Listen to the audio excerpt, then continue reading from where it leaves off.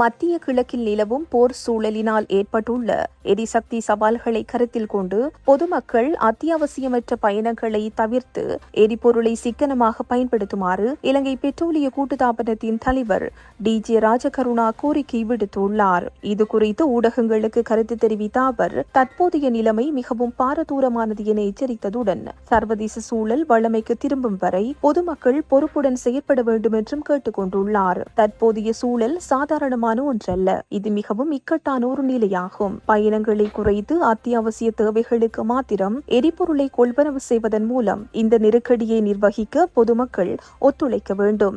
நாட்டின் அண்மை கால எரிபொருள் விலை அதிகரிப்பிற்கு மக்கள் மத்தியில் நிலவும் தேவையற்ற அச்சமும் ஒரு காரணம் என்றும் சுட்டிக்காட்டியுள்ளார். எரிபொருள் தட்டுப்பாடு ஏற்படக்கூடும் என்ற அச்சத்தில் கடந்த சில நாட்களாக மக்கள் அதிகளவில் எரிபொருட்களை கொள்வனவு செய்தமை விலையேற்றத்திற்கு முக்கிய காரணியாக அமைந்ததாக அவர் தெரிவித்தார். இவ்வாறான பதற்றமான கொள்வனவுகள் இடம்பெறாதிருந்தால் இந்த மாத இறுதி வரையிலாவது பழைய விலையிலேயே எரிபொருளை விநியோகித்திருக்க முடியும் என்றும் இலங்கை பெட்ரோலிய கூட்டுத்தாபனத்தின் தலைவர் டி.ஜே. ராஜகருணா தெரிவித்துள்ளார்.